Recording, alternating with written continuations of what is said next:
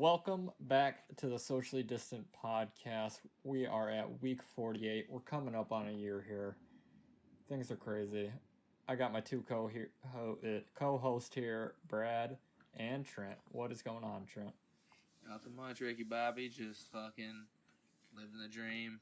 Fucking excited to talk to the boys another week about another crazy week of events. How we doing over there, Mr. Dylan Haas? Good. Chilling, killing, vibing. Just ready to sit with the boys. Got a nice little glass of wine. Been really getting into the wine game lately. You know, I'm getting old, getting cultured. So pretty good. I'm a cultured man now. Is the girl culturing you in the wine tastings? Honestly, no. It was. I'm not gonna lie to you. Okay, my girlfriend has definitely influenced me to drink alcohol more.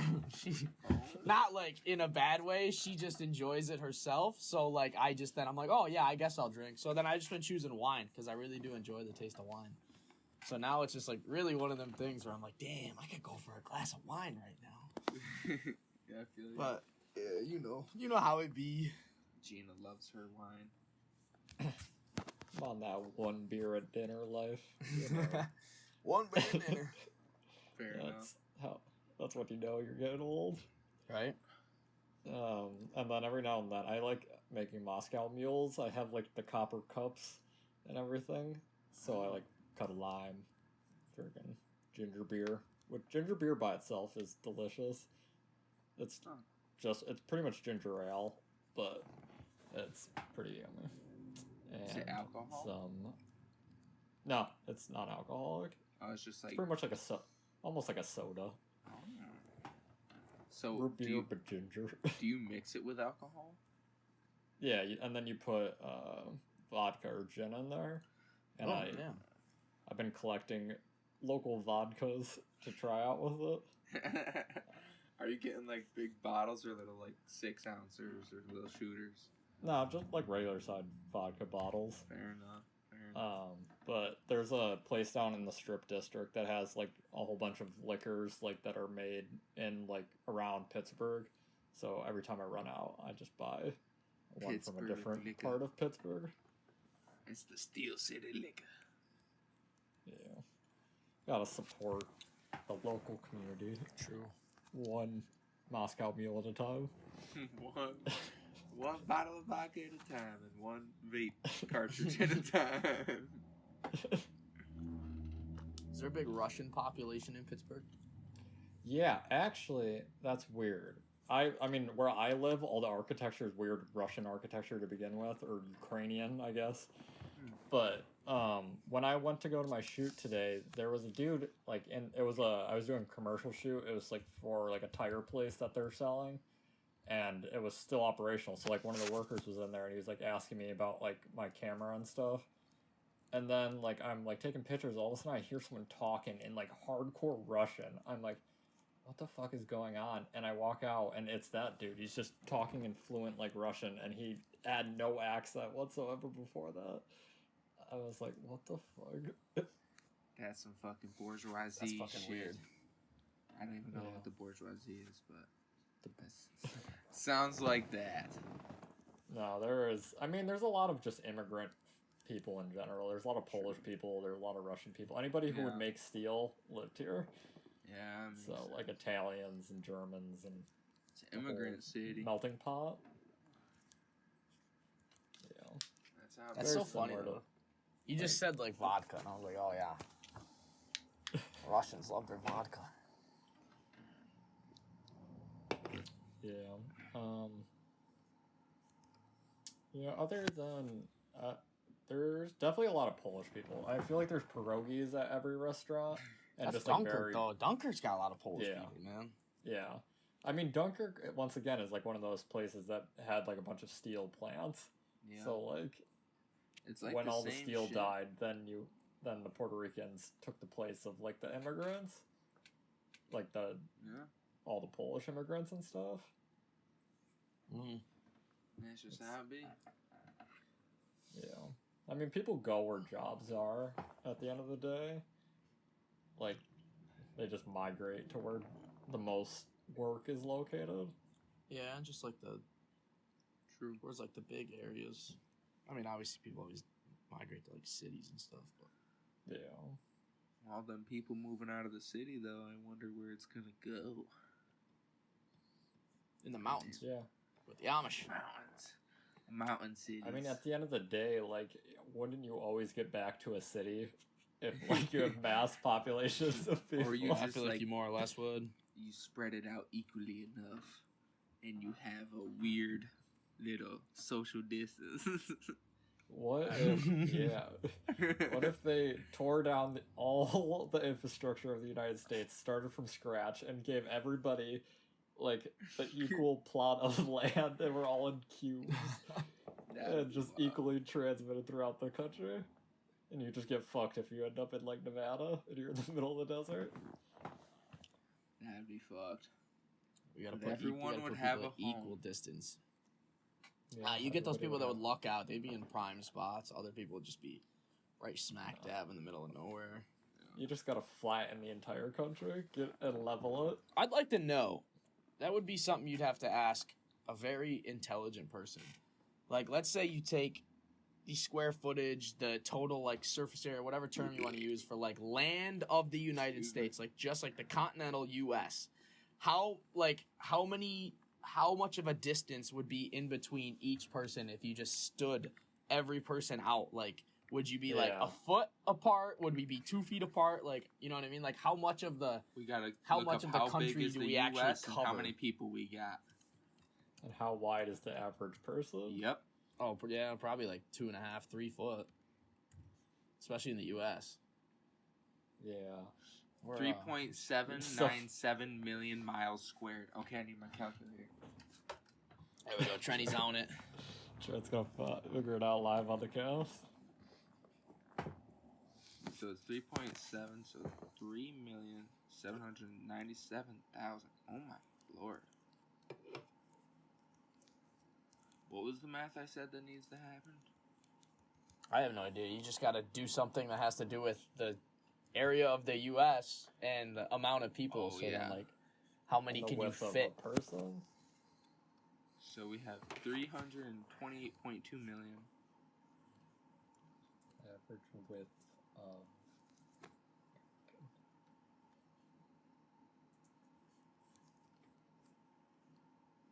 So we Oh wait, no. Uh-oh.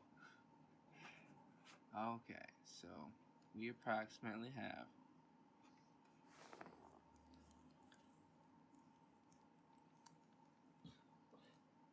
Fuck, I'm doing the math wrong. Give me a quick second. There we go. The average width of a woman is 13.9 inches, and the average width of a man is 15.6. Okay, so if you divide the populations, that is good knowledge. We have 0.01156. So we'll say 0.01 miles squared per person. And so if a mile squared, if that's what this actually means, I'm pretty high. I forget how math works and distances. But that's 500 and 280 feet, I think, is feet in a mile. 5,280. Yep, times 2, and then it would be that times 0.01. And you get 105 feet. 105 feet. I feel like you could not live within 105 feet. Unless we all have tiny homes. How big's the average? Like, my apartment is like a little bit over 1,000 square feet, I think. So, I mean, how much would you get? 500? 100? Is that what you it's said? 105 feet. I'm gonna try and make sure this is right. So if we have 0.01 of a mile, or it's of the whole thing, mile squared, you get 0.01 miles squared. So if a mile squared is whatever. Oh, a mile squared would be, I'm so high, 5,280 times 5,280. You're going to be getting a lot more there, Bubba. Oh, we just got an upgrade. I'm so confused. There's so much math going on.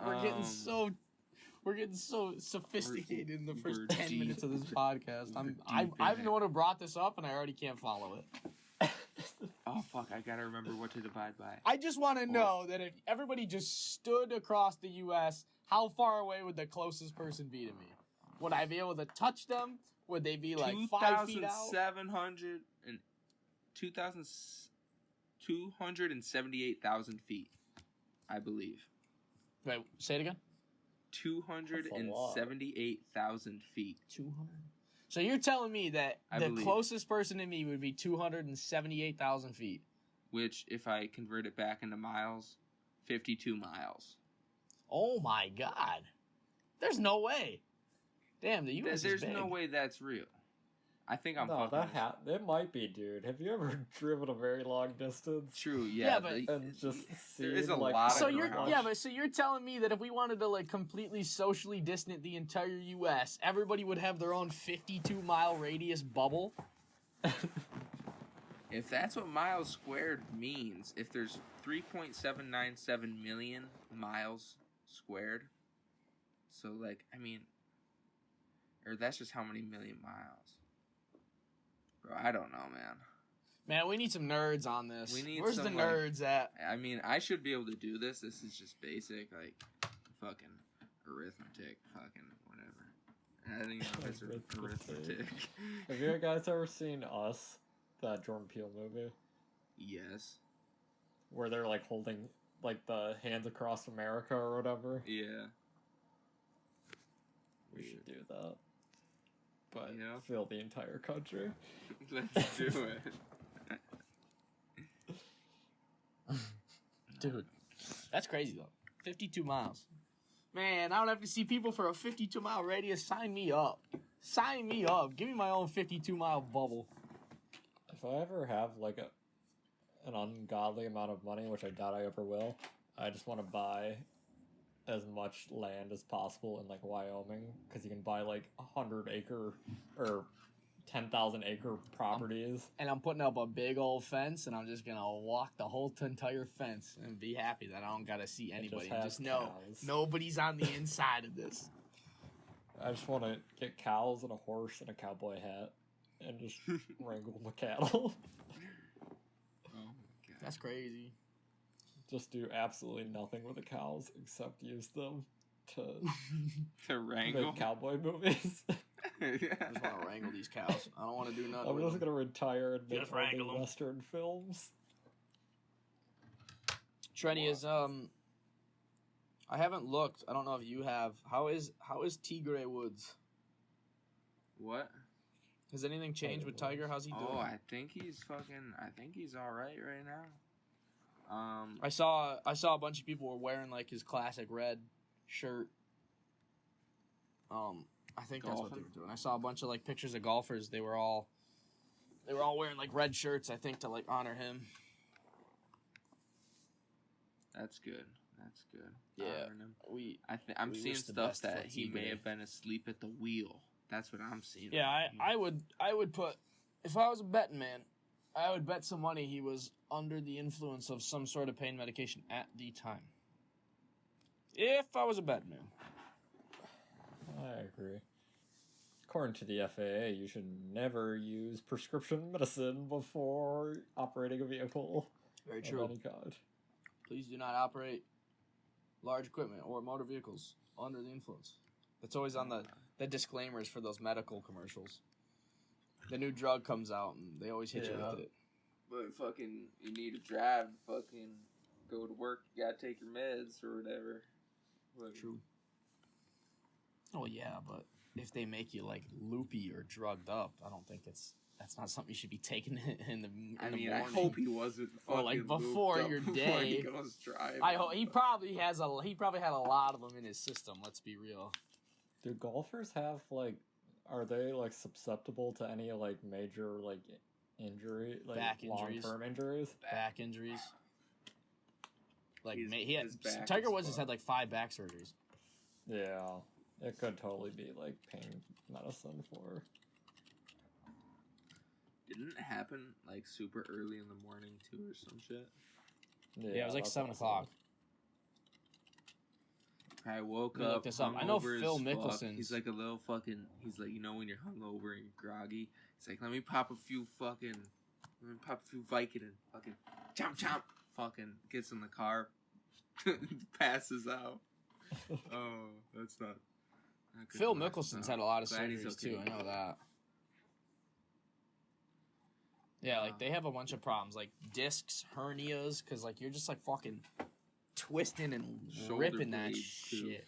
Yeah, shoulders. Yeah, I could say shoulders. Probably some hip stuff too. I guarantee you, they probably have some hip problems. Hip dysplasia. Yeah, especially because you're only like ever swinging like one way, so like you're putting a lot of stress and strain on like one on not equal parts of your body. Like you're not like equally putting stress and strain on like your both of your hips, like your joints. Like one's gonna take more impact than the other, just because like a constant motion of like twisting, pushing, twisting, pushing. Especially if you do that over a long period of time. Like, yeah, as much as they do it, they probably swing a golf club like hundreds of times a day. Yeah. Just swing. Yeah, your body isn't built to. Oh hell no. Do that. Like running backs in the NFL. That's why you don't get much like prime years out of them, because they're just like running into 300-pound men. It's so fucking like. It's a very dangerous game. That NFL, that foosball. It really is though. It's scary. Fucking Bobby Boucher, you playing foosball? Dude, before I hopped on the water cast, yeah, dude, Bobby Boucher, I saw a video of Adam Sandler just like ripping guitar. I'm talking like just like he was just straight like fucking finger tapping, soloing so hard, and it was awesome. Adam Sandler's so talented. He's such a fucking wizard. Like, what the fuck? Like, stand up to movies. He's got to be like, he's got to be one of like the highest paid. Not like the highest paid, but he's got to be one of the. He got a fat deal, like probably. I honestly think it was like $100 million deal with Netflix, because he brought over because he has that studio with all of his friends, and they all got Netflix deals. Yeah, that's awesome. He's got to be climbing for like being like starring in like the most movies. Yeah, like he's Uncut Gems, mad good. Should have won some. I didn't like that movie. I thought that movie was so fucking. That weird. movie gives me serious anxiety. Yeah, really me too. That's why I feel like it's sort of good. I don't know. It feels like you're on edge, like you're just waiting for something to happen, and then. When it does. The director of that movie literally makes the same exact movie every single time, but every one of his movies, like I watched one with Robert Pattinson, and it just you get anxious because it's just they're so fast, and just I don't know. It feels like you're there though, because it's like you're going through like the scene by scene, like what the fuck's going on. It's not like it's cutting through days and days and months and. Like it feels like it's literally over the span of like a couple days. Yeah, it feels like you were there for like a few hours or like I don't know. It's just weird. I don't know. Yeah, I think just by like they do cut, but they just cut to like the next thing that's happening. Yeah. Like fucking what's that movie? 1918. Is that what that movie's called? 1917. 1917. Where they don't cut at all. That movie freaking. I love that movie. I thought that was awesome. Yeah, that movie is really good. That movie gave me fucking straight anxiety. Oh my god. I don't want to give any spoilers, but. No spoilers. I think the Justice League cut comes out in a couple days here. Yeah, I heard it was like over 3 hours long. Yeah. That's crazy. They freaking literally they're bringing back Jared Leto Joker. Yay. Which makes absolutely no sense. Yay. They filmed new scenes with them. You say it's coming out soon? Yeah, I think it's March 5th. Yeah. And it's like the new Justice League. It's out. Jared Leto's in it. It's it's the Zack Snyder recut. Because Zack Snyder, like he directed like Man of Steel and Watchmen, and like he does like a bunch of like DC stuff. And Zack Snyder was doing Justice League, and they were like halfway done filming, and then his daughter committed suicide, and he stopped. He came off the project, and so like Justice League came out, and it was straight garbage trash. So all these DC fans are like, "We want the Zack Snyder cut," and they've been like hounding DC for like years about it, and finally they said, "All right, you get it." And Zack Snyder like recut the film, and they filmed a couple of like new scenes, but like this is his vision of what Justice League was. But the movie is inherently bad. There is nothing. And good his about vision had Jared Leto's Joker in it. No, I think he probably added that in there to get some more fucking shock value to make the film a little bit more interesting. Because Batman is literally the worst character on Earth in that movie. Because he just drives around in his car and he can't catch up to all the actual superheroes. He really doesn't do anything of value. Yeah, it's sad. Because... We talked about that one episode, right? Where like characters like that, or like characters like Batman, like they're really you have to really like strategically find a way to make them important in the movie. Yeah. But like then it's the opposite too, because I think we kind of compared like Batman to like Iron Man. Like Bruce Wayne to Tony Stark, and Tony Stark has so much more value to the Avengers than like Batman has to Justice League. Pretty much only because there's the being that is Superman. Yeah, if 100%. Yeah, if Superman the Avengers had too a Superman, overpowered to have any other. If the Avengers had like a Superman-esque character, then like Tony Stark would be like useless. I mean, you could argue like technically like Thor, Captain America, Hulk can all kind of fall under that category in a way, but like they really can't. But they're not like mega gods. They're not just like a man who is invincible. Yeah. Like, Marvel does have those characters, but they do a good job of balancing everyone. To make it not seem like that, because Captain Marvel in reality is supposed to be like super overpowered. The Scarlet Witch that they're building up, like for the Phase 4 and everything, she like in the comic books is like god tier. Like there's a whole bunch of X-Men, like Professor X's like children. They're like alpha mutants, and they're like Legion. I remember like, did we went to the theaters to watch Endgame, right? We all went to the theaters, didn't we? Yeah. Yeah, like I remember like when we watched Endgame, and I remember sitting there like spoiler alert in the next 3 seconds. If you haven't seen Avengers Endgame by now, I don't know what you're doing with your life, especially because we just went for like a 6-month like lockdown where you could have been doing a lot of eventful things. The part at the end of the movie where like Captain Marvel comes back and like literally like flies through the ship and destroys it. At that moment, I was like, where the fuck is this chick been? She could have killed everybody, bro. Yeah, like I was thinking the same shit. For a fact, they sat in that pitch room and some dude was like, all right, so hear me out. If Captain Marvel's just like in the movie, she's just gonna kill everybody before bad stuff happens. So they were like, yeah, you're right. We gotta send her across the galaxy. Yeah. And make it seem legit. Like imagine Captain Marvel gets there 15 minutes earlier when like the big 3 go to fight Thanos. They just win. She just kills him. Dude, Iron Man would still be alive. I know. If she was like, shit, I shouldn't have stopped and helped that old lady cross the street, Tony Stark would still be alive. Like, fuck. Yeah. But, yeah, she's one of those characters that I don't think should exist in a cinematic universe. Isn't that funny, though? Like, think about that. Think about if she shows up when the big 3 go to face him right before, like, his, like, army comes out, right before everybody comes back. Like, literally, they just win. They win right there. Yeah. That's crazy, though. Yeah, dude, I remember she flew through the ship. I was like, what?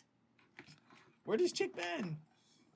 No, that's the crazy thing is Captain Marvel takes place in, like, the 1980s. Yeah. So she was just out in space for that whole ass time, and she doesn't show up until literally the whole universe is she doesn't show up till she comes flying down and she just drops down. She goes, hey, Peter Parker, you want to give me that thing? He's like, yeah.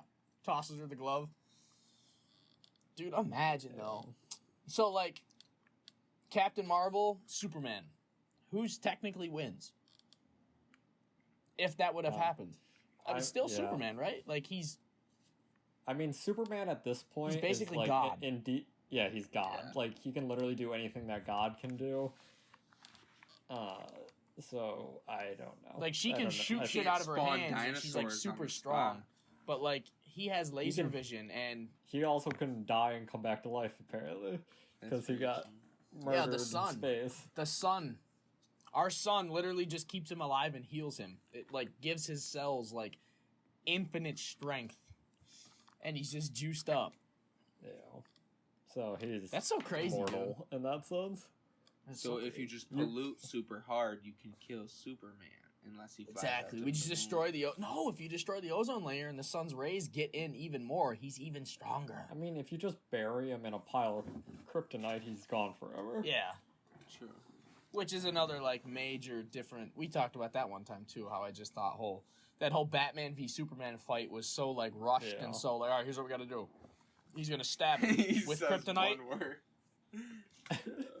He literally hits him with, like, a kryptonite smoke bomb, and it's like, oh, Superman's a man, now I can hit him. And you're like, that's cheating. Yeah. That's cheating. See, if you have to have, like, a weakness that is just, like, so, like, known to everybody, yeah, then, like, your character is just at its core flawed and obviously too overpowered. Yeah, it's so fun. But, like, kryptonite is only only comes from Krypton. Yeah. So, like, in reality, it's not, like, easily accessible, but they always make it easily accessible. Yeah, there's always a random rock that's laying on Earth that has kryptonite in it, and somebody always finds it, and he's like, there it is. That's what I need. Dude, I don't know. I don't know if there's... I just thought about it, because then I just started thinking about, like, Jesse Eisenberg, right? Mm-hmm. His Lex Luthor. I don't know if there's, like, a movie portrayal of any of the characters in Marvel where I could be like, okay, that character was, like, actually cringe. But, like, DC has Jared Leto's Joker and Jesse Eisenberg's Lex Luthor that, like, both, you're like, oh, those were just bad. Yeah, I don't understand that. Like, I can see Jesse Eisenberg, like, why they thought in their head, like, why he, as an actor, would be good for that role, because he's, like, weird and, like, but I just feel like you could have picked probably anyone else on planet Earth. I don't know as much about DC as I do about Marvel. Like, how is Lex Luthor in the comics? Is he like that, like he should be wiry? He's, like, very, like, eccentric and, is he? like, fair. I don't know. He's just, like, the smartest man on Earth. Like, okay. His whole thing is, like, he is the god, the equivalent to Superman as a man. Okay. Like, he mentally. Like, see, like, Jesse Eisenberg, far. I feel like he kind of did that, but also at the same time, I think his portrayal was just a little too, like, I almost want to use the term, like, schizophrenic. Like, it was a little too, like, weird. Yeah. Or just like, I don't know, just a little too, like, strange and, like, strung up. Yeah. He was very just, like, huh. And then Jared, oh, God, I don't even want to talk about Jared Leto's Joker, bro. That was just bad. Yeah, the thing is that for, like, the in the Justice League thing, sorry, someone was talking outside and completely broke my train of thought. He's talking outside the window. They, like, changed up the Jared Leto Joker. Like, he has, like, long, like, weird hair now. Yeah. And they got rid of, like, the damage tattoo on his forehead. So, I think they tried to make him more Joker and get rid of the cringe, but it's still Jared Leto. And you can't erase what you've done. Like, everybody knows about it. Yeah, that's not good. I remember the first time I saw that, I was like, this is like, who the fuck is this? Like, why is this guy the Joker? What kind of, like, but mainly how they, like, portrayed the Joker. I think they fucked up Jared Leto. Yeah, no. I mean, they set him up for fucking failure. That guy was looking like fucking, like, a clown. Like, he didn't look that, I didn't think he really needed to be in the movie. I think you could have made, like, the storyline and the plot. I think you could have made it work and made it flow without, like, really... I think you could have, like, talked about him, and I think Harley Quinn's, like, her dialogue where she like texts. I think it would have been so much better if you didn't even have him in the movie. Like where like she texts him, right? And like he's like, "Oh, I'm coming to get you," or like she talks about him. I think just like mentioning the character would have been enough, but I think like the awkward way that you like forced him into like those scenes, it just made it so much worse because then you were like, what am I watching? Like I thought I was watching Suicide Squad, not like this awkward like Jared Leto trying to jump on screen every 20 minutes. Well, it was the just thing weird. is they like that all comes down to Justice League being a bad movie because they cut out like 50 minutes of Jared Leto Joker from that movie. I don't blame him. There were like there was supposed to be like a whole like story arc of Jared Leto Joker, but they cut it all out because he's trash. Yeah. Was he in Birds of Prey? In what? Was he in Birds of Prey? No. Okay. No, because that whole movie, from the very beginning they poke fun at Suicide Squad being they should, and they like killed Jared Leto Joker. Suicide Squad itself too was a very, it was a good movie, but it was a very strange movie. Like we lost probably the best character in the group right at the end. Like Diablo dies. Yeah. He was the best one. He was the coolest character. He has like the coolest powers. He has like the coolest backstory. Yeah. You want to know what they need to bring back is Hellboy. Hellboy. I think that's DC. Hellboy. They need to bring back Hellboy's DC. Nicolas Cage. No, wait a minute. Dude, Hellboy? I think it is DC. Like, bro, you bring Hellboy in the fucking that universe, he would he would beat the living shit out of Batman. No fucking question. I think Hellboy is more powerful in like the same universe as Batman than Batman. Actually, oh no, he's not either. He's he's Dark Horse publication. Yeah, the same as Tank Girl and Time Cop. Nice. Yeah. You're thinking of Ghost Rider. Yeah, Nicolas Cage. Bro, Ghost Rider's badass. Speaking of Nicolas Cage, real quick, I just want to say something. Funny I saw on Instagram or Twitter, one of the two. Somebody was like, "Damn, it's so easy to get into wherever like the riot was that one week where they just like busted through." They're like, "Maybe it is this easy to steal the Declaration of Independence." And then Nicolas Cage commented on it. He's like, "I'm on my way."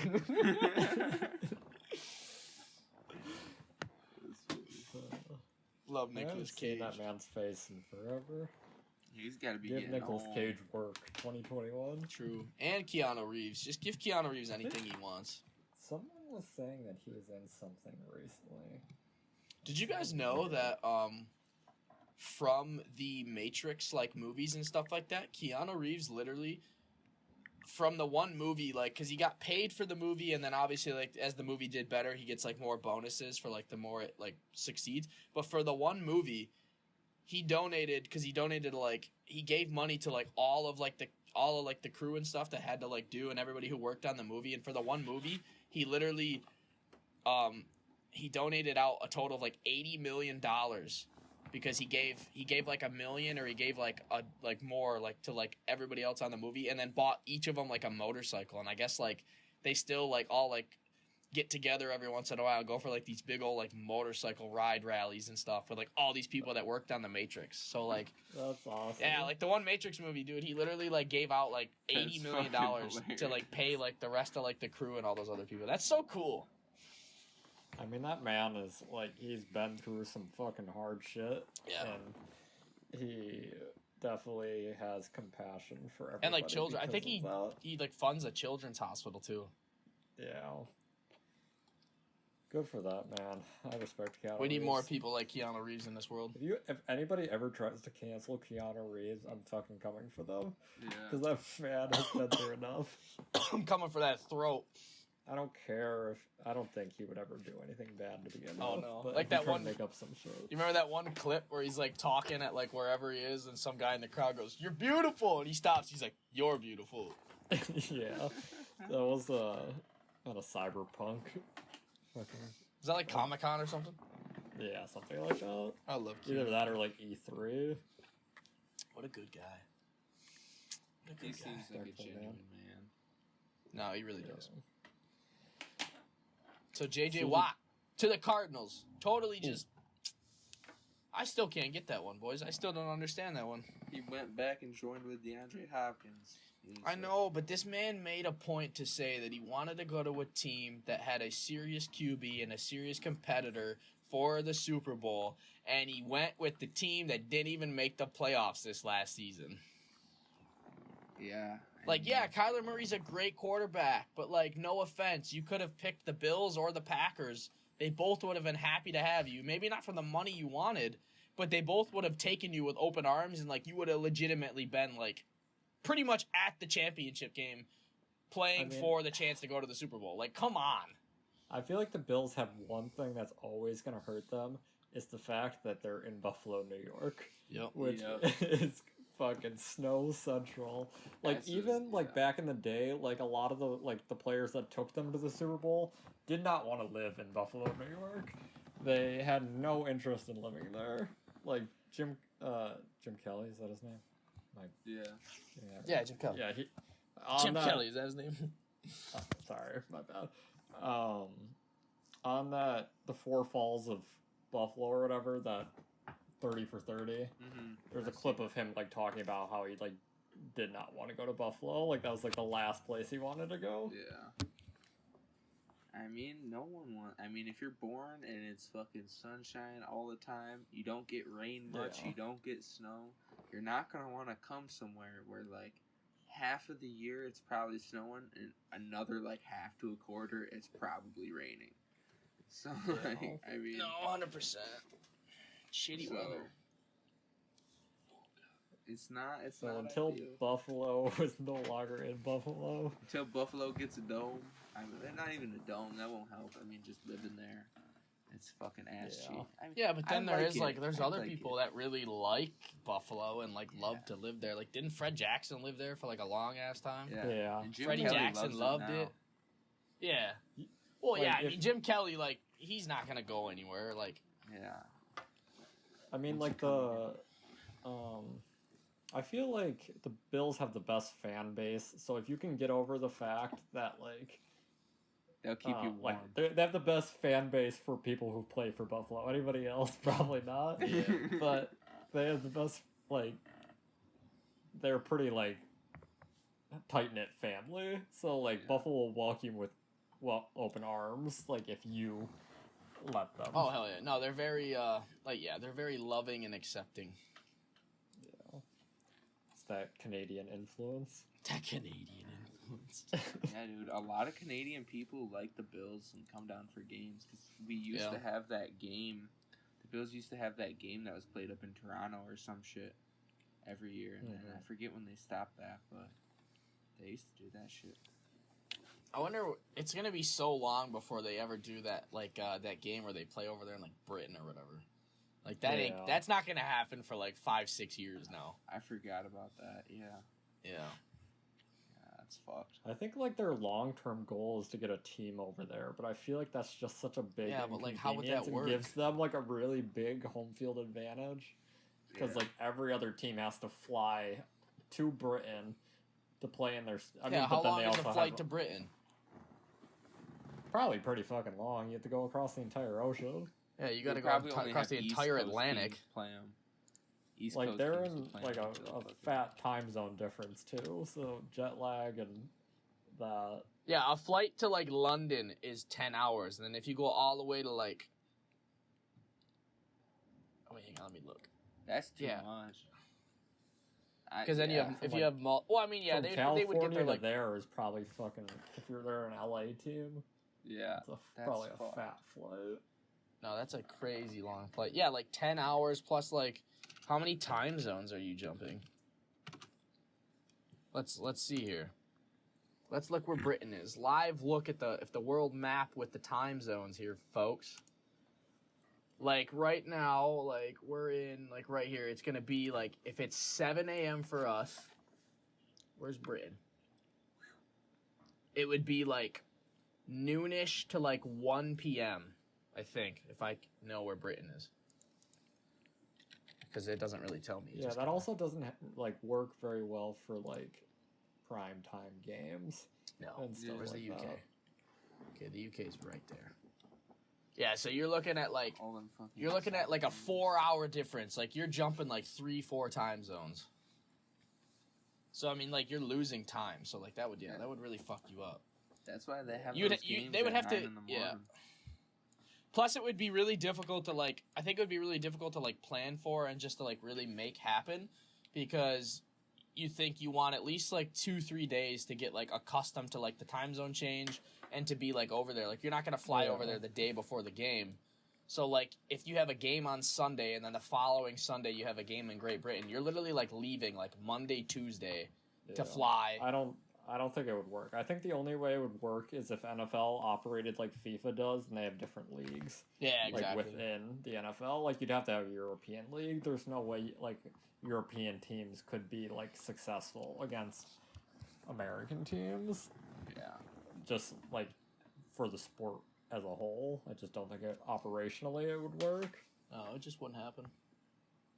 Soccer's getting big though too. I heard a lot of people say that like soccer's starting to get more and more, even though soccer's insanely popular. Soccer's like US wise, I've heard soccer's starting to pick up in the US.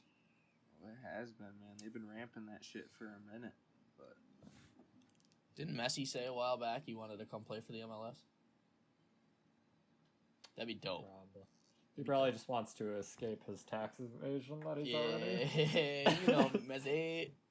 Messi ain't paying no taxes over there, boy. Oh yeah, 100%. He owes like $30 million in taxes. It's not like he doesn't have it. Just pay your fucking taxes. That's dude. Like, I don't know, man. Like, you get to a certain point of like like all these YouTubers are starting to do it. They're starting to move to places where taxes are lower because they are getting like if you live in LA, you have California tax law, and it's probably no better than New York.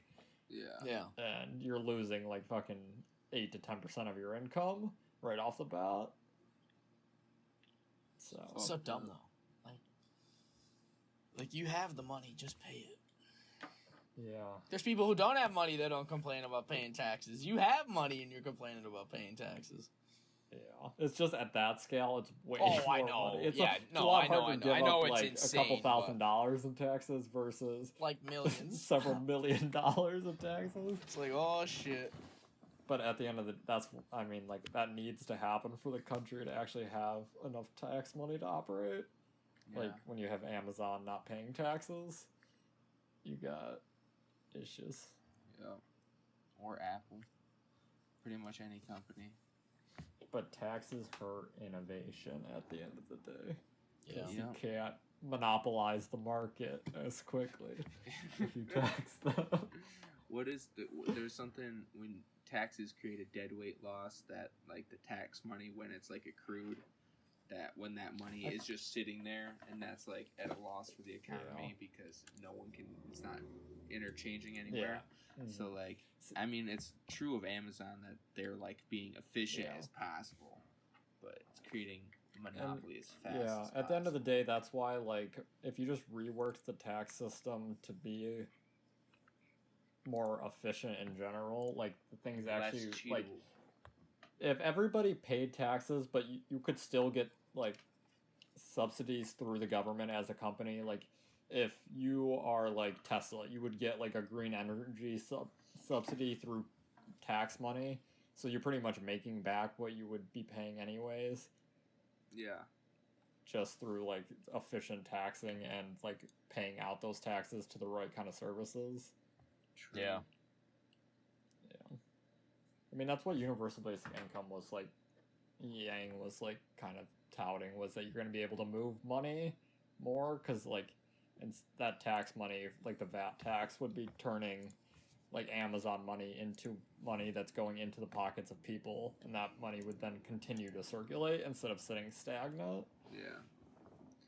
I mean, I think it's sort of fucked up, man. I mean, the tax code's meant to be broken, but I don't think it's meant to be broken by companies. I think it's meant to be broken by the average Joe, so fucking people can fucking go about their lives. But how it was probably realistically made was by rich old white people so that their companies could fucking evade taxes and like Yeah, That's exactly. why A majority of like the tax codes and stuff, I guarantee, are from the same exact time period that our education system was built. Exactly, and like a lot of the tax codes are incentives for businesses. It's like, you know what I mean?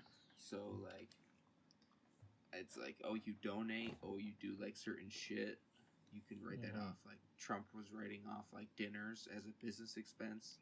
Yeah. You can just write that shit off on your taxes. Like that's like fucking ridiculous, dude. And that's like, I mean, as an individual, you can do that too. Like if you like create like an LLC and you run all of your expenses through that, and operate your human person as a business, that just shows you that like it's not built for individuals. Yeah, it's not. I mean, it's weird.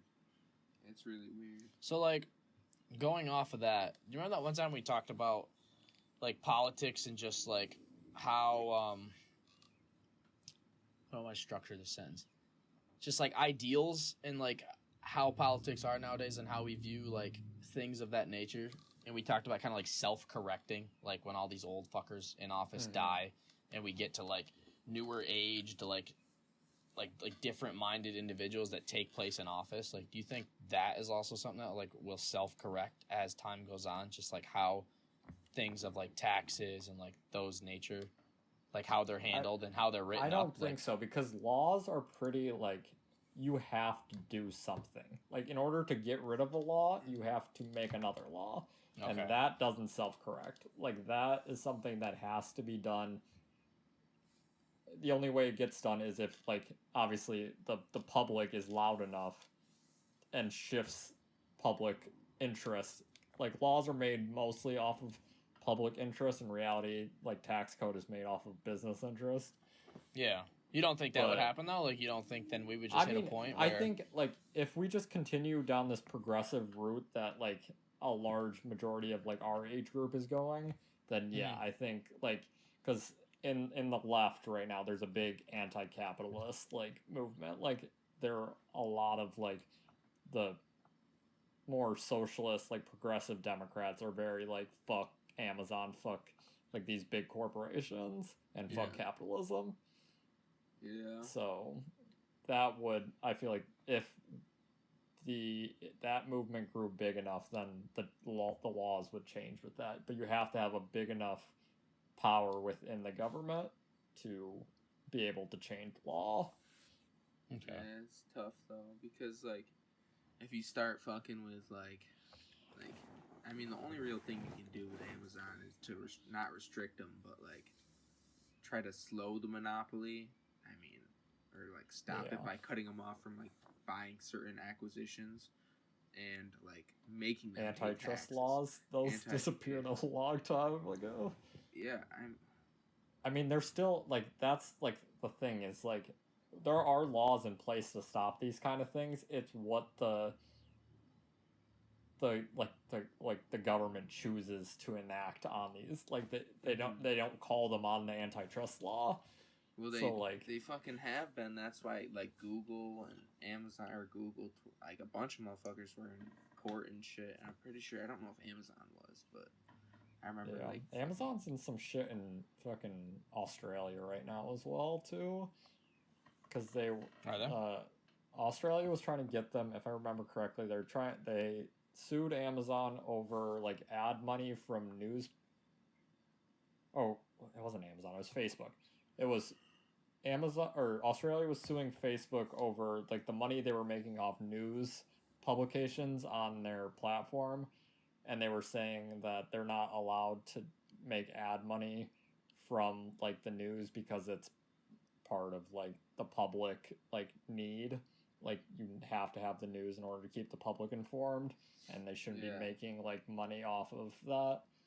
And Facebook like pulled all the news stuff from their platform and told Australia to fuck off, and then Australia like fucking forced them to put it back in, and I think they're still sitting in court arguing at this moment. That's crazy. But over the next couple of years here, there's going to be a big conversation about how much money like ad revenue is actually worth, and like data in general. Yeah. Because I think people are starting to realize that, like, the reason Facebook, Amazon, and Google are, like, almost trillion-dollar companies, or already trillion-dollar companies, is because of, like, data, and the, like, just people using their service and giving them all the information that they need. Google takes so much data. Yeah. Or, like, they collect so much data. Like, it's nuts. Yeah. Apple, like, if you go to download an app in the App Store now, it actually tells you, they have, like, a little label now on all the apps that tells you exactly what they collect from you. That's cool. Which is pretty cool. It's, like, kind of like a nutrition, like, label. It's just kind of to give you, like, the information before you download something. It's like a nutrition label, he says. That's what they described it as in, like, their little press conference. It's just, like, a kind of a warning label. Like, hey, when you download this app, they're gonna fucking track your location. That's smart, though. Like, obviously, like, that's something that should be on there, like, no doubt. Yeah, but Facebook was real salty over that. Oh, I bet. Facebook's just, I don't know. I hate Facebook. Facebook owns, Facebook is, like, that's one of the fucking tech giants. That's what, like, they're a straight fucking monopoly, like, fucking crazy, dude. Like, they own a lot of shit. Yeah, they own a lot of conversational tools for sure. They own, like, WhatsApp, which is, like, huge in, like, other countries. Like, yeah. I didn't know that. They own, like, a lot of fucking communication, like, they get a lot of data from, like, how people talk and stuff, which is... Do they? Yeah, because they collect all the data from WhatsApp. They were doing it with Facebook Messenger. Like, they know what you're talking about. And then they're like, hey, do you want to fucking... Yeah, I've been really thinking about this fucking sweatshirt. And then fucking you get 3 ads from fucking designer fucking shits or some shit, dude. The Instagram, bro, like, I literally... I bought something off Instagram, and this is I realized how bad Facebook was, like, as soon as I got, like, I was getting Rick and Morty ads, and then I was getting, like, sports ads, Buffalo Bills ads. And then, like, all of a sudden, I get, like, a shirt that's, like, Rick and Morty and the Buffalo Bills on it, on the same shirt. And I'm like, this is the most targeted thing I feel like I've ever been targeted. Like, and it's so fucked. Also, bro, like, my shit changes based off what I look at. Like, if I look up music equipment, it's music equipment for the next month. If I'm looking up, like, if I'm looking up, like, DAWs or, like, certain, like plugins, like Reverb or, like, fucking, like, shit like that, fucking, I'll see, like, shit like that pop up in, like, fucking courses and shit for, like, the night. It's so fucked. Like, I've been getting drone school ads for, like, the past, like, 2 weeks now. You see what I mean? Like, it's literally, like, they try, I mean, it's marketing, and they're trying to make shit, like, easier for you, but it's gotten to the point where it literally is, like, tracking. I feel like I'm being, like... Yeah, because there's been times where I have Googled,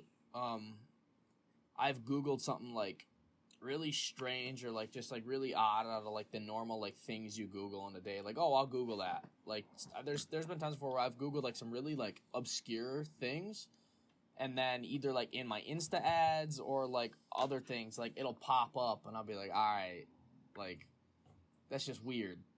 Yeah. I mean, I get it, but... No, like you said, like, it's trying to make things, like, easier and, like, simplify, like, for you in terms of things you're, like, wanting to know and find out, but it's also just almost, like, annoying to a point.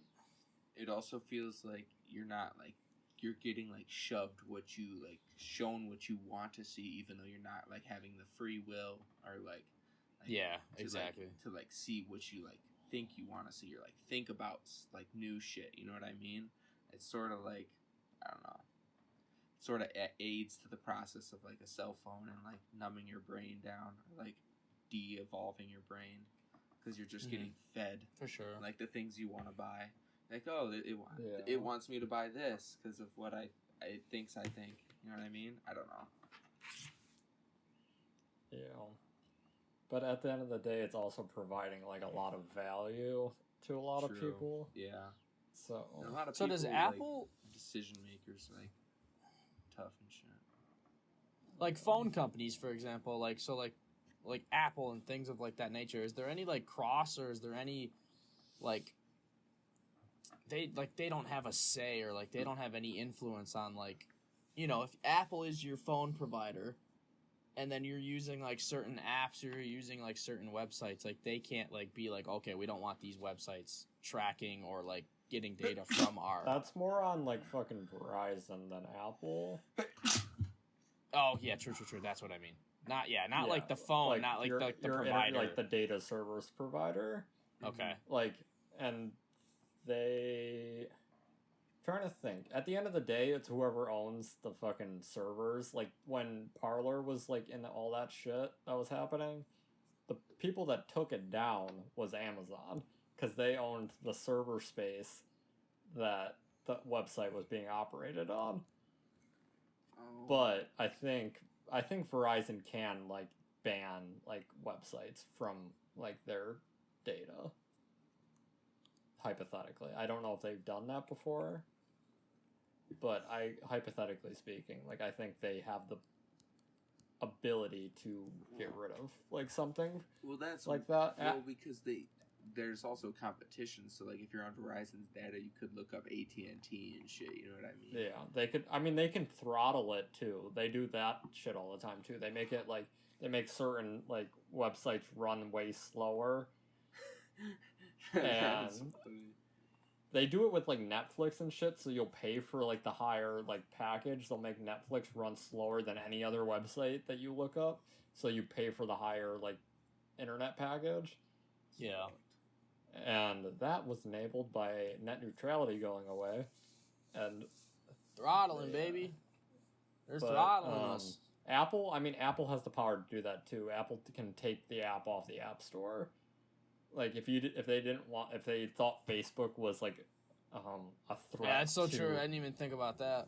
A threat to like the nation, they could take Facebook off the App Store. That's like imagine if Apple took like Twitter off the App Store.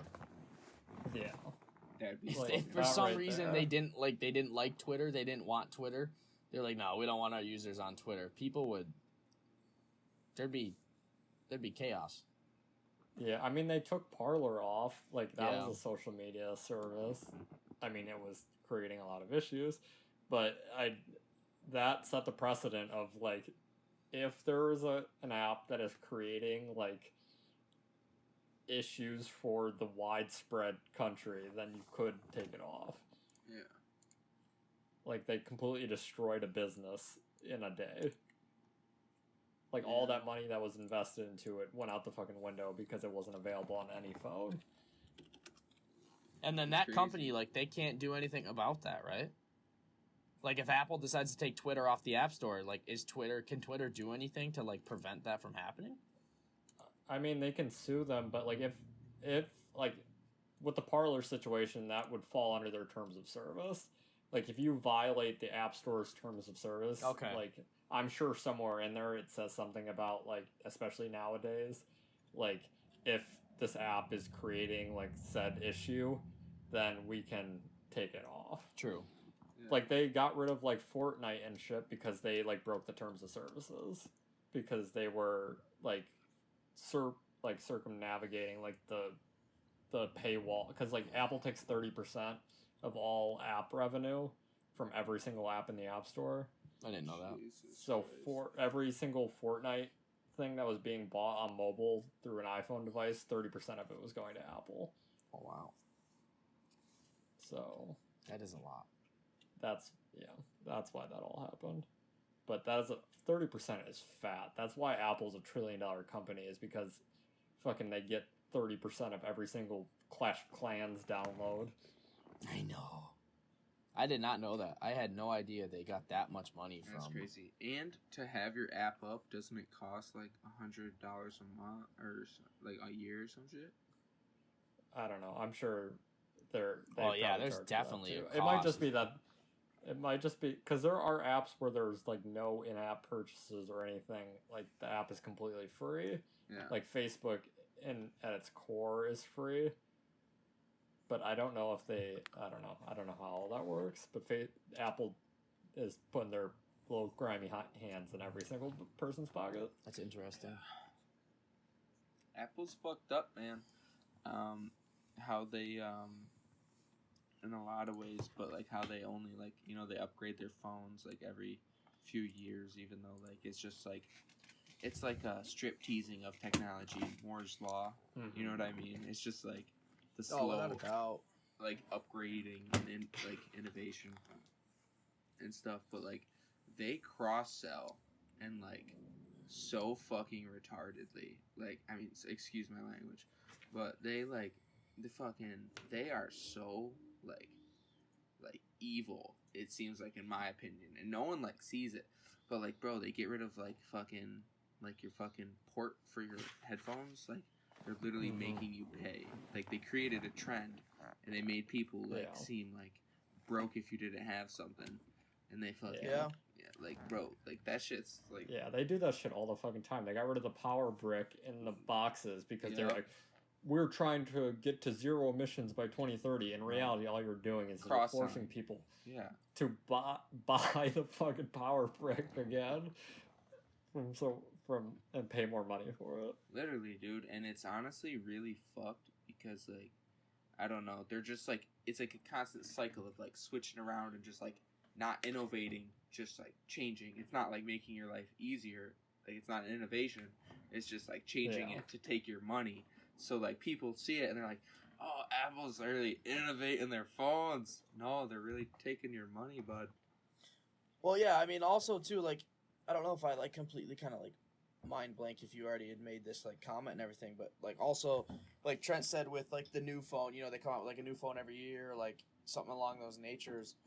It's also the fact that as a newer version of the phone comes out, they like their software and the updates that go along with it, like the older phones get more and more obsolete because they start to run less efficiently.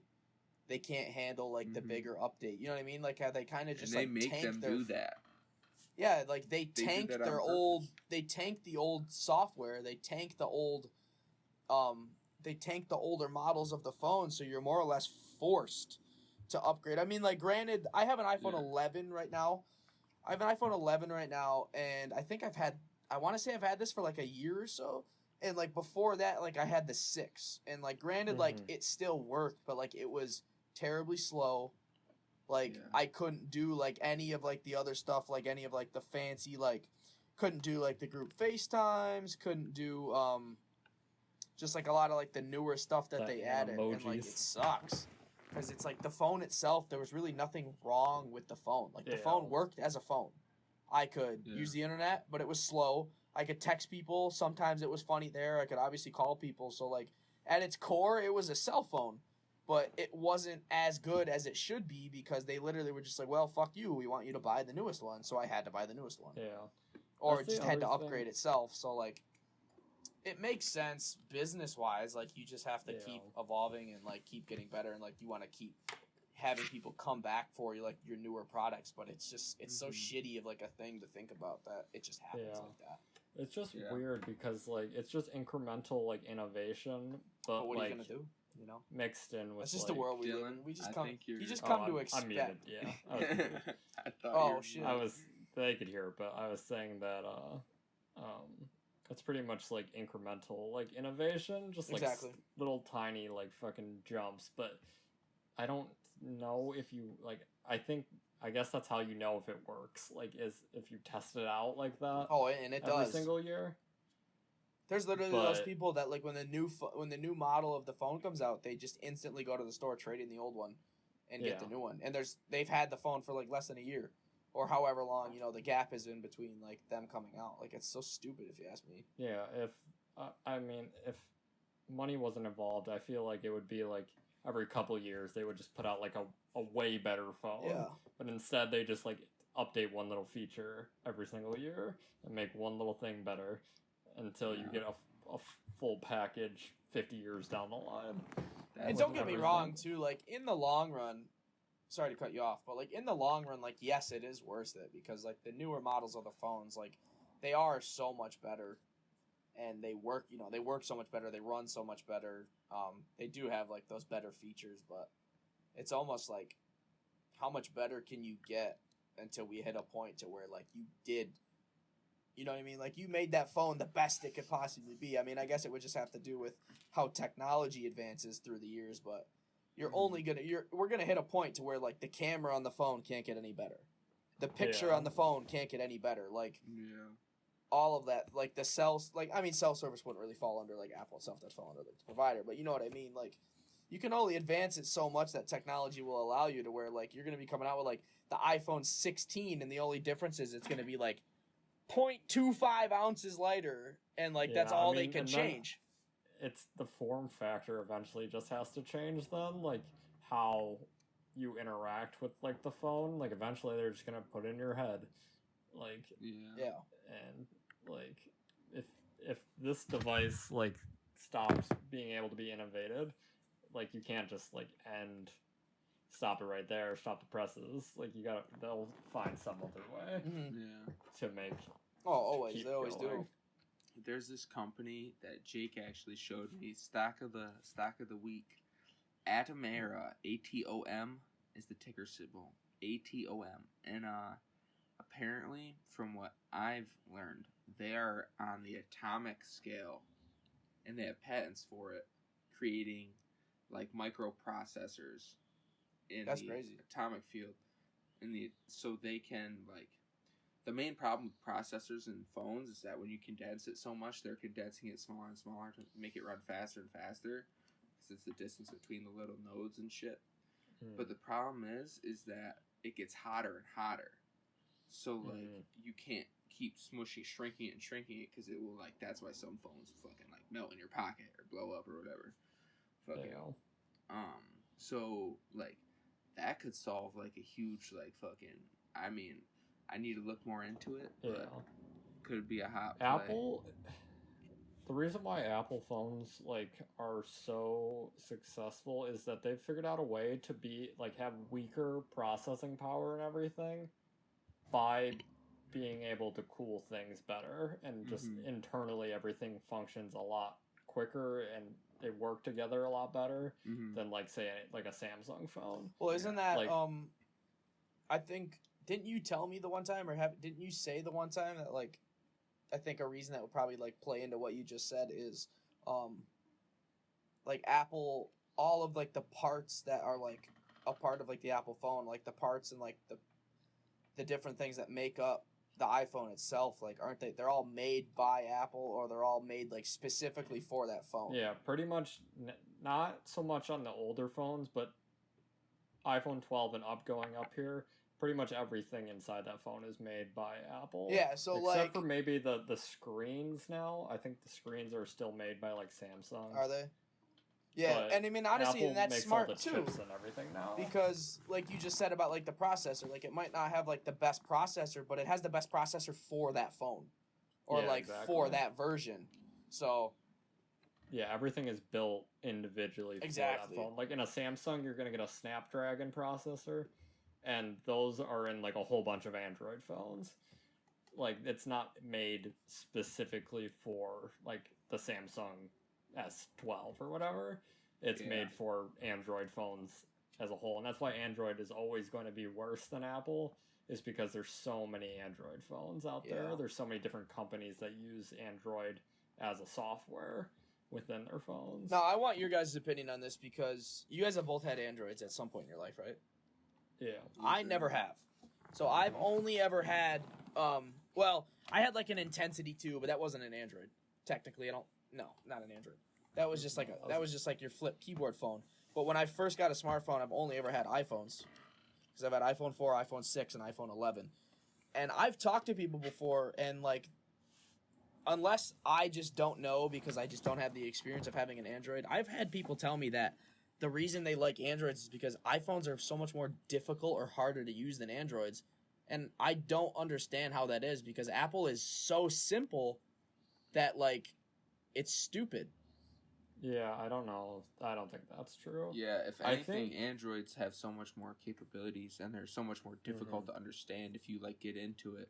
I mean, and like Apple's you like can very completely change like an Android phone at its core. Like you can change like the like UI in the phone and everything. Yeah, you can and, recode the whole fucking Chanji. You can do so much shit in Android. Bro. Yeah, that's what I was saying. Because and I mean, Android's like open source. Like you can get inside of the code. Yeah.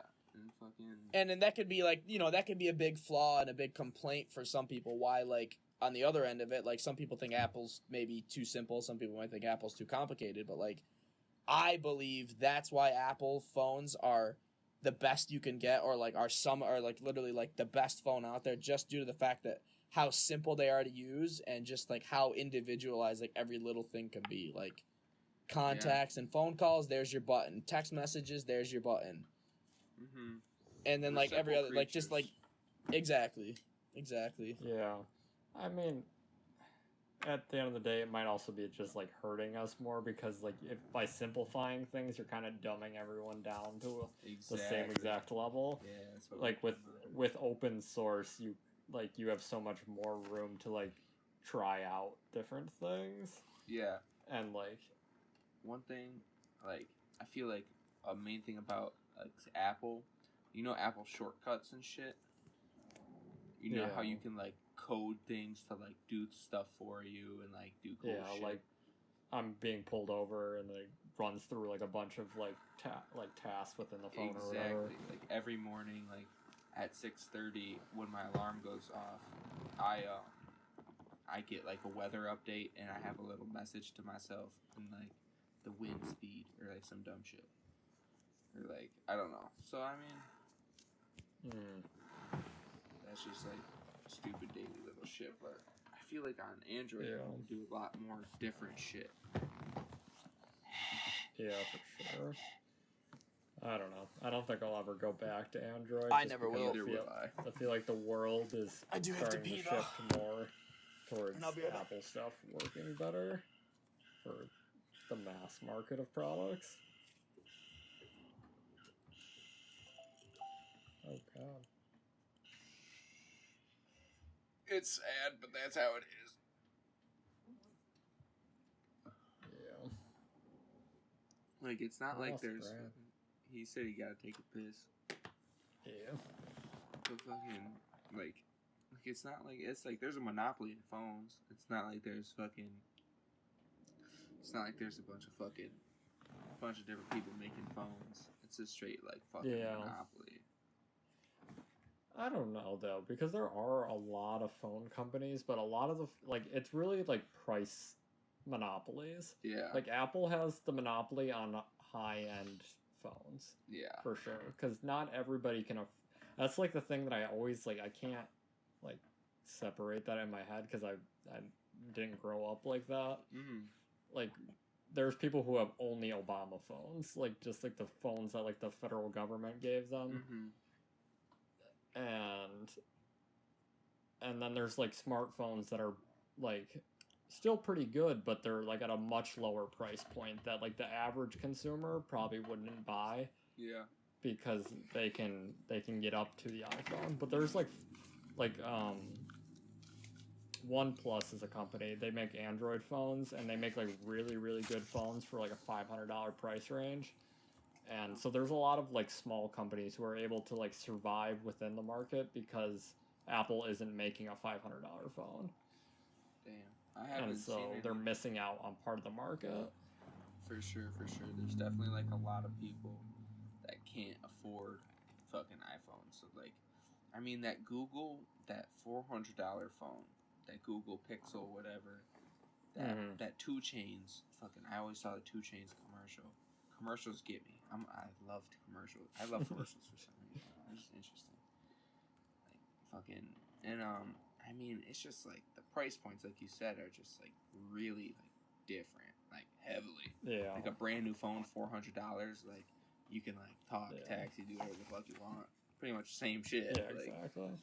It's just. I mean, Apple is trying to come down. They made like the Mini, and I think that's like $600. Yeah. So they are trying to price because they're also a big part of it is like India and like China are the two markets like that like Apple and these other like companies are trying to come for now.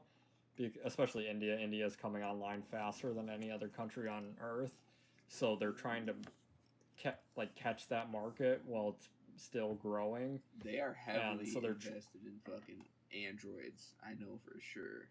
Them fucking motherfuckers.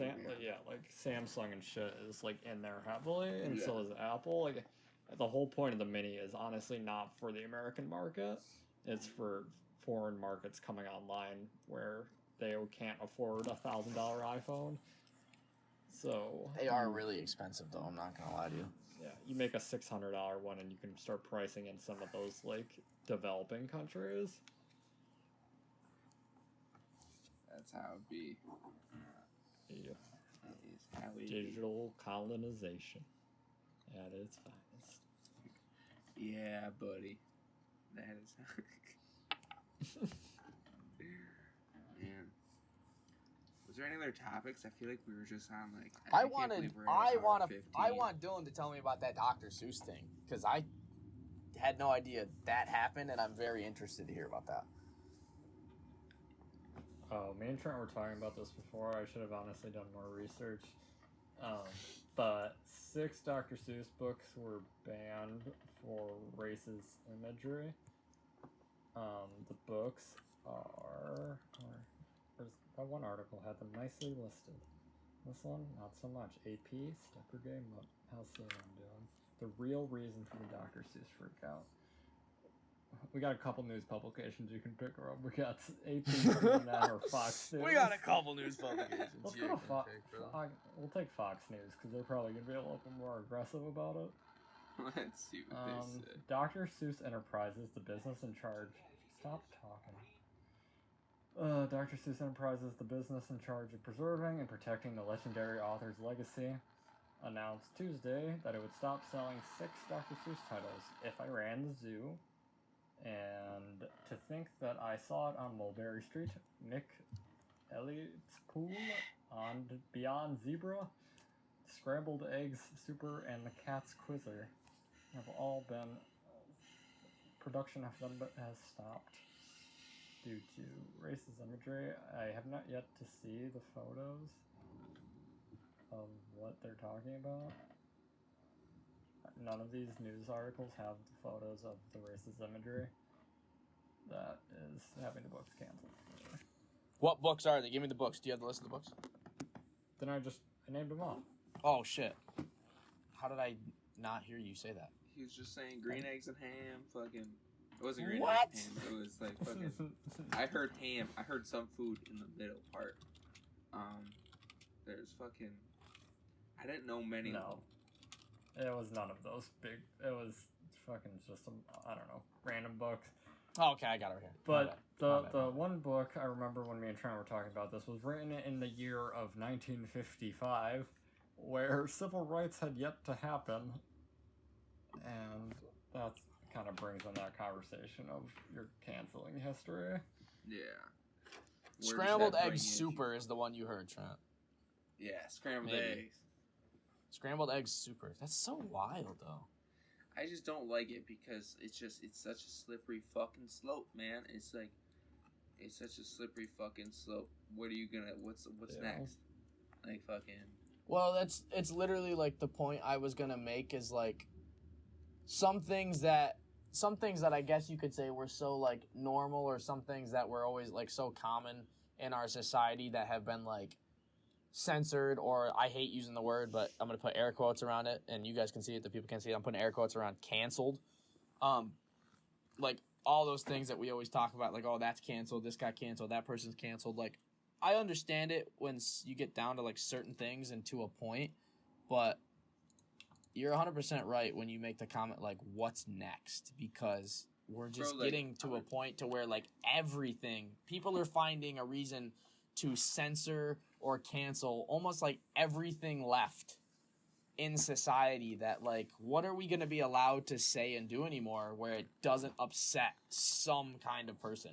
Yeah. Somebody's always going to get upset by something you do or something you say. So like, where do you draw the line between that needs to be censored and freedom of speech. Like it's such an awkward line. First, I don't think you should censor anything. I think you should let open dialogue happen. Yeah. Okay. And let it play out. All right, well, hold on there, because that can be part of that slippery slope. You don't think you should censor anything? Okay. Even things that are, like, blatantly racist? Okay. There is a line, obviously. That's what I'm saying. Like, you gotta watch. That's where the slippery slope comes in, because you can't make a statement like that and not explain it thoroughly, because then you could really be caught. Yeah, that is true. I think things, before you finish your thought, real quick, before I forget it, I think things that are, like, blatantly wrong and, like, racist / morally wrong, like those things that you don't even have to think about, and you're like, okay, that shouldn't be out there, like that shouldn't be said. I think that's one thing. Yeah, like if anything that harms anyone else in any way, like actually harms someone in any way, like I think that's the line. I agree. Like obviously, like any like actual racism that's harmful to somebody, like that is the line. See, but I don't think... And, like, this is where I feel like someone could... I just was thinking of, like, a counter-argument, like, and I was thinking, like, what if someone tried to cancel Lord of the Rings? Because it, like, sort of stigmatizes short people. Like, yeah, exactly. Like, what can you even do and say anymore? Like, what if the short people of the world, because that's how you're technically supposed to address them, right? You don't call them the M word. You call them short people, little people. What if they banded together and said, we want the Lord of the Rings banned. We want that shit canceled because there's small people in it and we don't like it. Like, I don't know. If the outrage is loud enough, it feels like it would be, like it would happen. Yeah, and where do you draw the line? Like, we see it happen all the time. Like, movies get cut like from their streaming services because of like something. That just can't happen, dude. That's like a fucking... It's just devastating to me that piece of art could be destroyed because it's so difficult. Social sentiment yeah, like where do you draw the line? Art or cancel art or history, in my opinion. Yeah. I don't know. And along like how we said like that one podcast too, and I think it's like important to bring up. It's like things that fall under the category of like art or like comedy. How we said like comedians and like certain things like that they do and they say, like there should always be like a roof over those areas to where like you should be able to express and like make fun of, point jokes and do those kind of things because it's all meant in good, like not with harm, not like intent to harm. It's all meant like in good fashion. So you always have to have that spot. But people always, like Dr. Seuss books, literally books for children. And they have found things in there to be like, oh, that needs to be censored because... I can't find any of the photos of what is actually bad, so I don't want to like say something. It could be bad. I don't know. But yeah, honestly, I don't think I've ever read any of those books too, so I'm not going to Every Dr. Seuss book I've ever read is like cartoon characters that look really weird. So like it could be a far stretch from... Because this is saying imagery. It's not saying like what the book is about.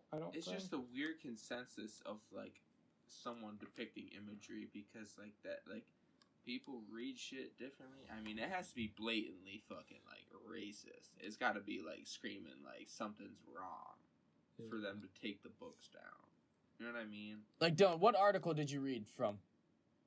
I was on the Fox News one, and they were also talking about how the book, if you own the books, you can make fat dollar signs right now. They're reselling high prices right now.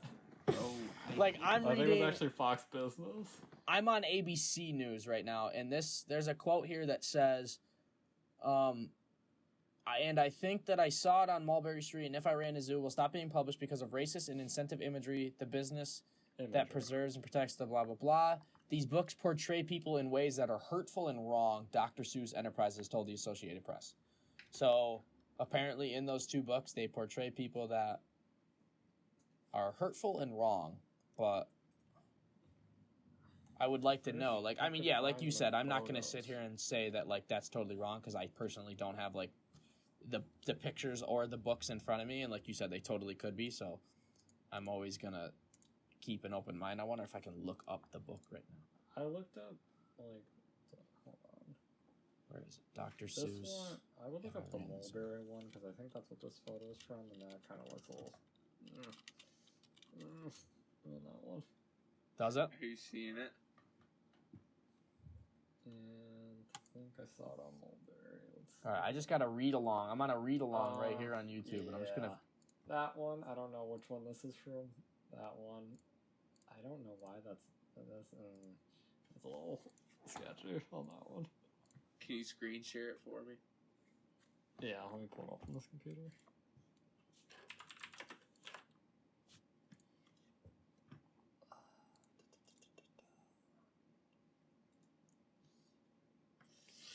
Oh, okay. Okay. I think I kind of got a part in the book that I think you can kind of take as rude or hurtful.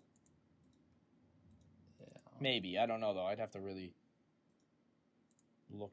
But then again, too, I'm not trying to play devil's advocate, and I'm not trying to, like, make an excuse and go against, like, people who would actually find, like, certain images and stuff hurtful. But, like, you also have to remember, too, like, it's not intended in that way.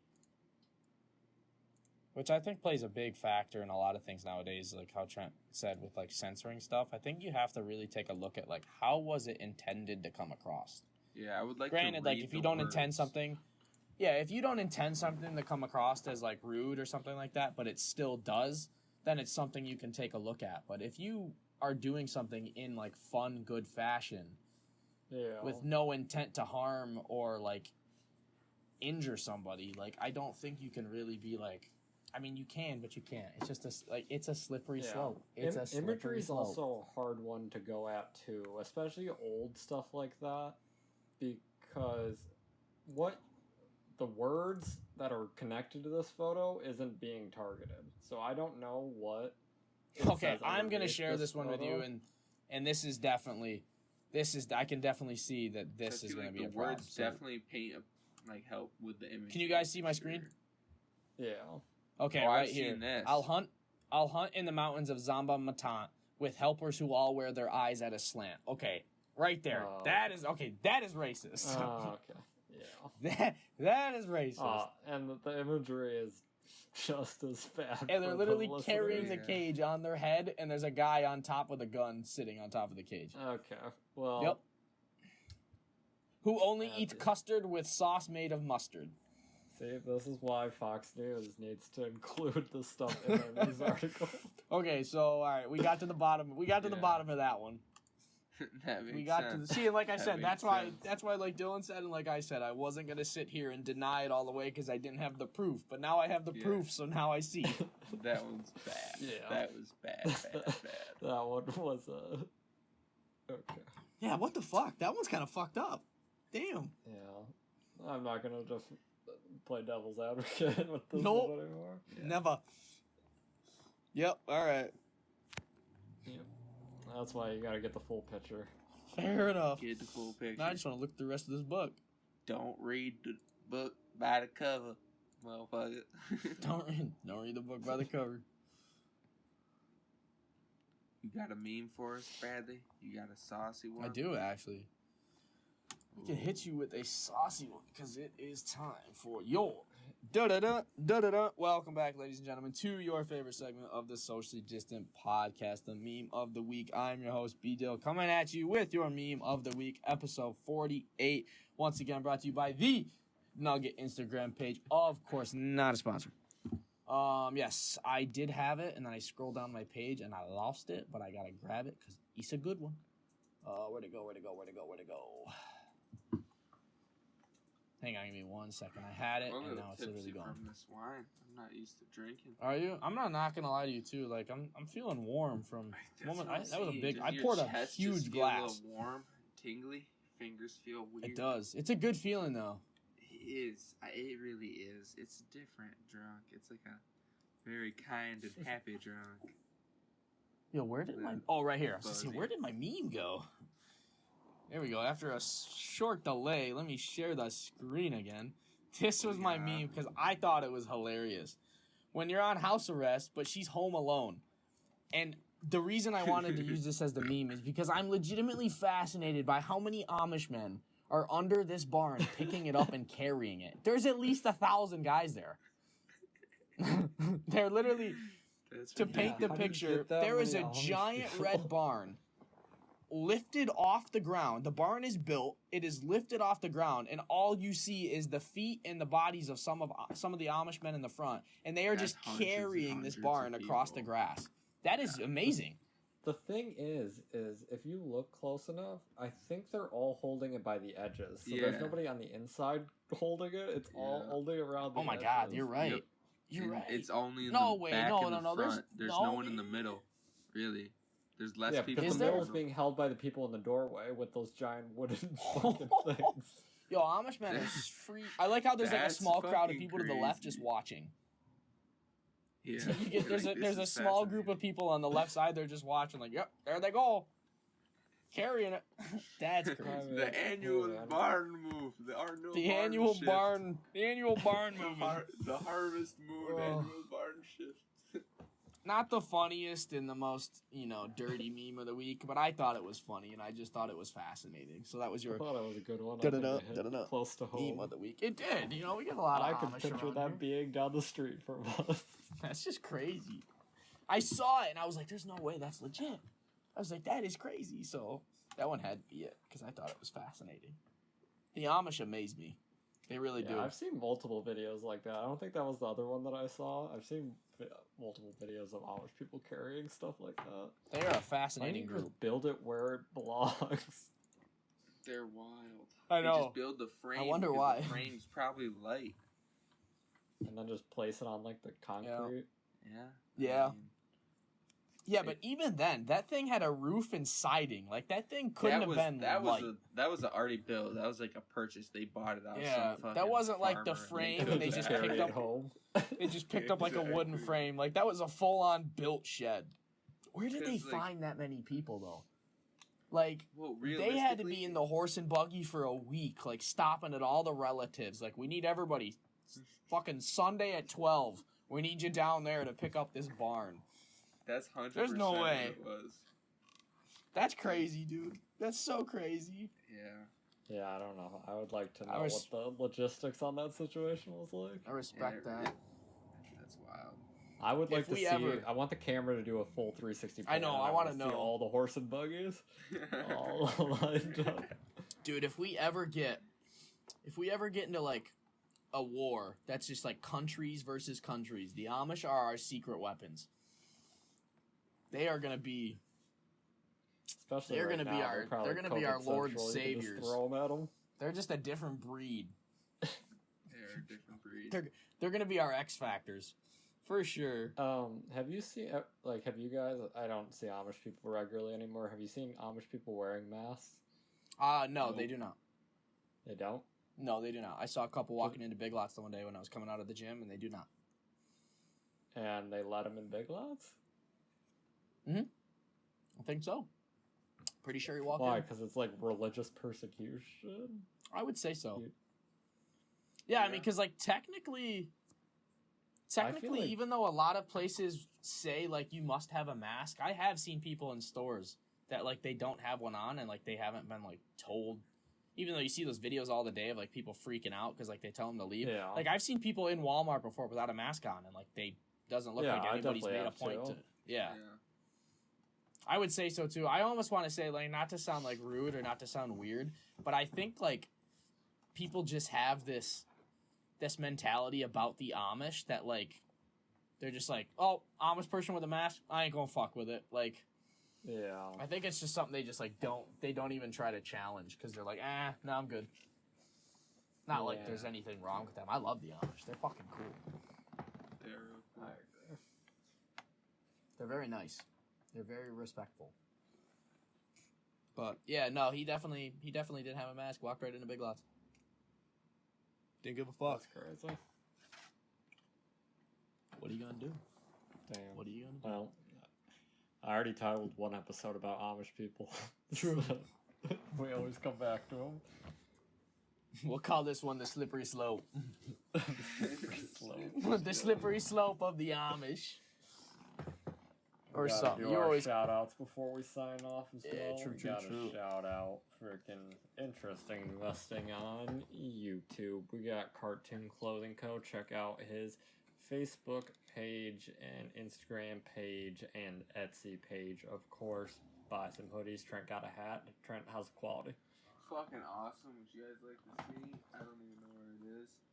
It's fucking hot sauce. Let me go get it. And while Trent grabs that hat, we also have to shout out Trent's little gig over there. Go to recoverx.com The boys for can all see your it. CBD / I don't know if you have cannabis needs, but all your CBD needs and medical needs and such, use code Big Sugar.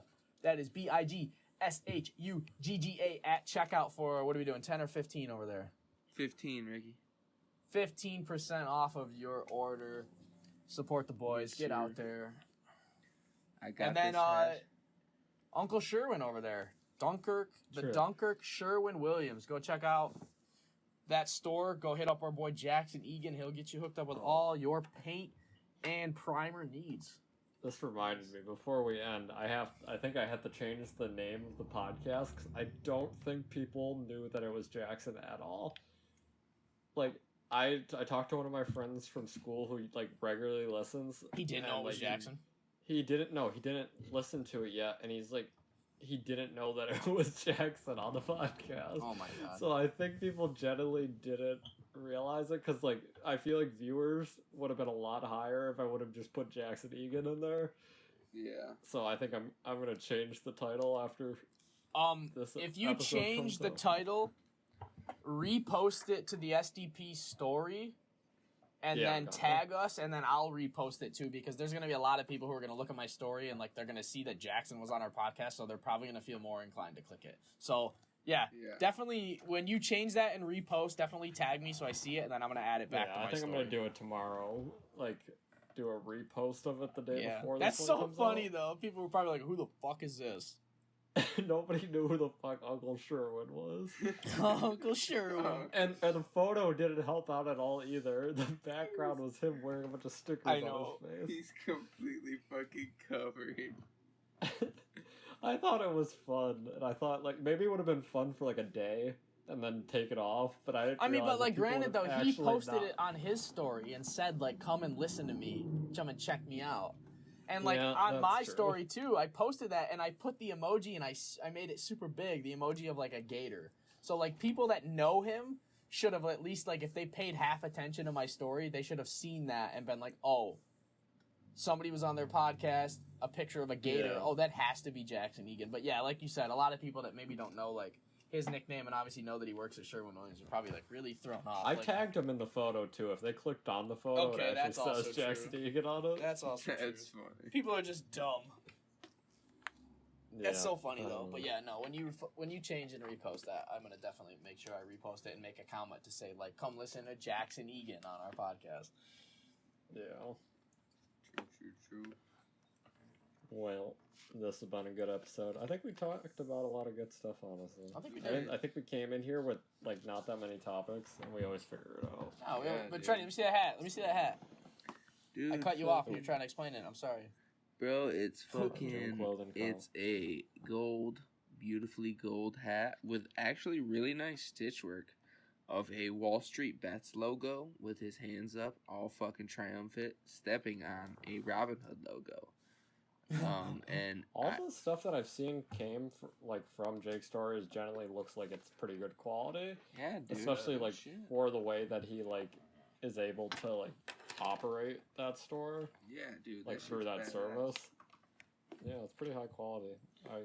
It's good If I shit. ever get into the merch game, they seem like they can figure it out. Bro, I gotta hop into that Etsy merch game because I have so many things that I want to put on a T-shirt. You gotta do it. So many things. Like I'll give you Put it I'll on a t-shirt brand. I'll give you a quick rundown. If I ever see somebody come out with a T-shirt before I do that says this, you're getting sued. I'm gonna find out who you are, who listened to this podcast. I'm gonna sue your ass for stealing my ideas. But I have literally the phrase "put it on a T-shirt." That's gonna be written on a small T-shirt on a T-shirt. I have the phrase. There's a couple of them that are for like your gym goers. This one is big brain, bigger back. Because like I got a big brain, but I got a bigger back. This one that I said the one day, like if somebody, it says, "I'm just happy to be involved." It was a sex joke between my girlfriend and I. She made a comment one day, and I said, "I'm just happy to be involved." And she looked at me. She said, "Put it on a T-shirt." And I said, "Hey." And then this one, make her laugh and make her moan. That one, put it on a T-shirt. Show me the Carfax. Put it on a T-shirt. Or plug yourself. From that one podcast where I was like, "Yeah, just plug yourself." And I was like, "Hey, you can put that on a T-shirt." So many dumb things you can just put on a T-shirt for the hell of it. So put it on a T-shirt. Put it on a T-shirt. The brand. True. And the logo is a small T-shirt on a T-shirt.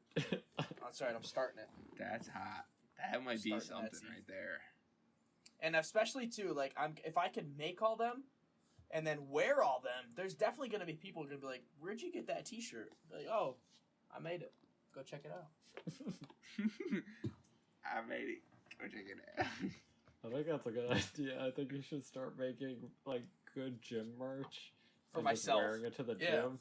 Make good gym merch for myself. Wear it to the gym, and then people are gonna ask me where I got my gym clothes, and be like, "Oh, they're mine. I made it. You should check them out." Yeah, I think that's a good route to go. And then start selling them out of the back of your car in the parking lot. Yo, I got some in the parking lot. Come out here. That's how you upsell your customers.